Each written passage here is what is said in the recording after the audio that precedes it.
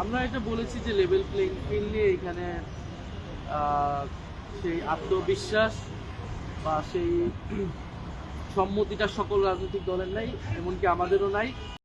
আমি তো বের করে দিয়েছি। হবে এখন এটাই মূলত ওনাদের চাওয়া বা প্রত্যাশার জায়গাটা।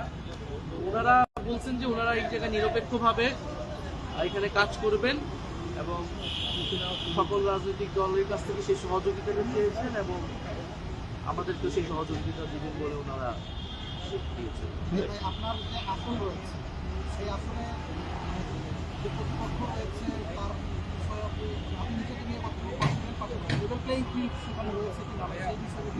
লেভেল প্লেইং ফিল্ডের বিষয়টা আমরা বলবো যে সার্বিকভাবে তারা লেভেল প্লেইং ফিল্ডের বিষয়ে কি জানতে চেয়েছেন এবং আপনারা আসলে লেভেল প্লেইং ফিল্ড আসলে কতটুকু দেখছেন এই বিষয়ে অভিযোগ আছে যে কোনো একটা দলের দিকে সরকার ঝুঁকে পড়ছে, কাজে একটা সংখ্যা তো থাকতেই পারে, সেই বিষয়গুলো আপনারা কিভাবে তাদেরকে জানিয়েছেন? আমরা এটা বলেছি যে লেভেল প্লেইং ফিল্ড নিয়ে এখানে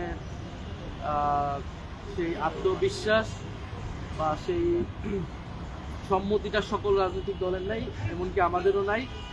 আমরাও একইভাবে মনে করছি যে বিশেষ রাজনৈতিক দলকে সরকারিভাবে বিশেষ সুযোগ সুবিধা, বিশেষ প্রোটোকল দেওয়ার মাধ্যমে এক ধরনের সিগন্যালিং করা হচ্ছে এবং যেটা লেভেল প্লেইং ফিল্ডে বাধা তৈরি করতে পারে, এটা অসম অবস্থা তৈরি করতে পারে। কারণ প্রশাসনের বিভিন্ন স্তরে কিন্তু এইটা এক ধরনের মেসেজ যায় সরকার কার পক্ষে আছে, বা মিডিয়াতেও আমরা মনে করতেছি মিডিয়ার একদিকে ঝুঁকে যাওয়ার প্রবণতা আমরা দেখতে পাচ্ছি, বা এনসিপিকে নিয়ে মেইন স্ট্রিম মিডিয়াতে নানা ধরনের নেতিবাচক যে নিউজ বা ফলস নিউজ বিশেষত কয়েকটি মিডিয়াতে যে টার্গেটভাবে করা হচ্ছে। এইটা আসলে আমাদের যে লেভেল প্লেইং ফিল্ড প্রশাসনিকভাবে মিডিয়ার জায়গা থেকে আর সেই সুযোগ সুবিধাটা কিন্তু সমভাবে যাতে হয় সেটা আমাদের চাওয়া থাকবে এবং সরকার এবং নির্বাচন কমিশনের কাছে কিন্তু বারবার আমরা এটা বলেছি।